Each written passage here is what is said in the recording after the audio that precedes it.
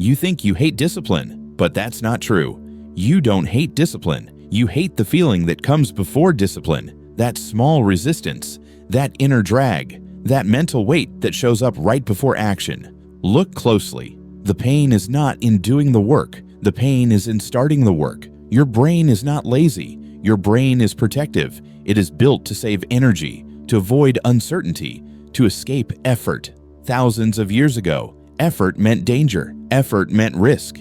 Effort meant possible death. Today, effort means opening your laptop, going to the gym, reading 10 pages, waking up early, but your brain still reacts like you're going to war. That's why discipline feels heavy, not because you're weak, but because your wiring is ancient. And here's the secret most motivation videos never tell you. You will never become disciplined by forcing your brain. You become disciplined by training your brain to like discipline. Yes, like it, not tolerate it, not survive it, like it. And once that switch flips, discipline stops feeling like punishment and starts feeling like power. Let's start with the biggest lie you were told. You need more motivation. No, motivation is emotional weather. Discipline is climate. Motivation comes and goes. Discipline stays. If you wait to feel like it, you've already lost. High performers don't feel ready. They feel resistance and move anyway. But how? Not by shouting at themselves, not by guilt, not by pressure. They change the way the brain sees the task, because your brain doesn't decide based on logic. It decides based on reward prediction. Your brain is always asking one question: what do I get right now? Not later, not someday. Now.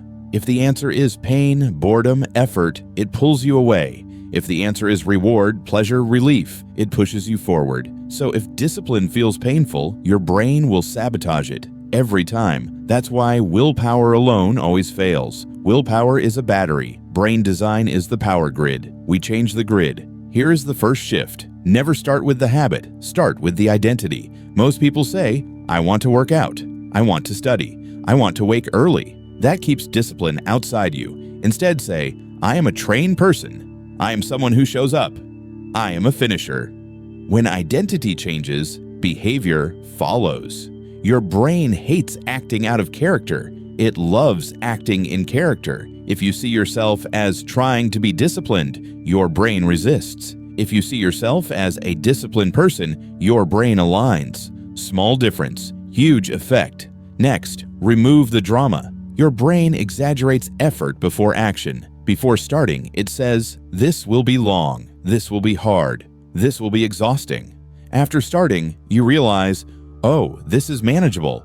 The brain lies before effort. It tells the truth after motion. So we use the smallest entry door possible. Not 1 hour, not 30 minutes, not even 10, 2 minutes. Tell your brain, I will only do this for 2 minutes. That feels safe. No threat, no alarm. Once you begin, momentum takes over. Action creates motivation, not the other way around. This is called friction collapse. You lower the starting friction so much the brain stops fighting. Want to read? Open the book only. Want to work out? Wear shoes only. Want to write? Open document only. That's it. No pressure to finish, only permission to begin. Now listen carefully. This one changes everything. Your brain repeats what it celebrates. Most people punish themselves during discipline. They say, finally, I did it. I should have done more. That was weak. Too slow. So the brain links discipline with emotional pain. Then you wonder why you avoid it tomorrow. Instead, reward completion emotionally. After finishing, say, good, that's my standard. I show up. This is who I am. Small internal praise, huge neurological effect. Dopamine is not only pleasure chemical, it is progress chemical. Celebrate progress. Discipline becomes addictive. Now let's talk about environment. You think discipline is internal. It's mostly external. Your brain follows cues. If phone is near, scroll. If snacks are near, eat. If bed is near, sleep. Don't fight temptation. Redesign distance.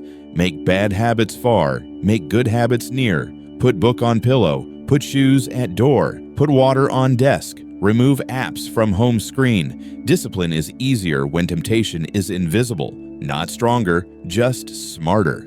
Next, time anchoring. Never rely on later. Later is where discipline goes to die. Attach habits to fixed anchors. After brushing, then read. After tea to plan day. After work to gym. When habit follows habit, brain uses autopilot. No decision needed. No resistance triggered. Decision fatigue kills discipline. Automation saves it. Here's another truth most ignore. Your brain hates vague tasks. Work on project creates stress. Write first paragraph creates clarity. Always shrink the target, not study biology. Read page 12, not clean house. Clean desk. Clarity removes fear. Fear removes action. Action builds discipline. Now let's go deeper. You don't break discipline because you're lazy. You break discipline because of emotional escape. Every distraction is emotional regulation. Phone, food, talking, scrolling. You're not avoiding work. You're avoiding a feeling. Boredom, doubt, confusion, fear of doing badly. Name the feeling, power returns. Say, this is boredom, not danger. This is discomfort, not threat. Labeling emotion reduces its intensity. Brain calms. Action resumes. High discipline people are not tougher. They are more emotionally aware. They don't run from discomfort. They recognize it. Now this next shift is critical. Never trust mood, trust schedule. Mood says not today. Schedule says now. Mood negotiates. Schedule executes. Decide in advance. Obey in moment. Remove negotiation window. That's where discipline dies. And remember, discipline is not intensity. It is consistency. 1 hour daily beats 5 hours randomly. Your brain builds liking through familiarity. The more often you show up, the less resistance appears. Repetition reduces emotional cost. At first, heavy, then normal, then automatic. That's the path, not hype, not motivation, repetition. And here's the paradox. The more disciplined you become, the more freedom you feel. Because unfinished tasks create mental noise. Completed tasks create mental space.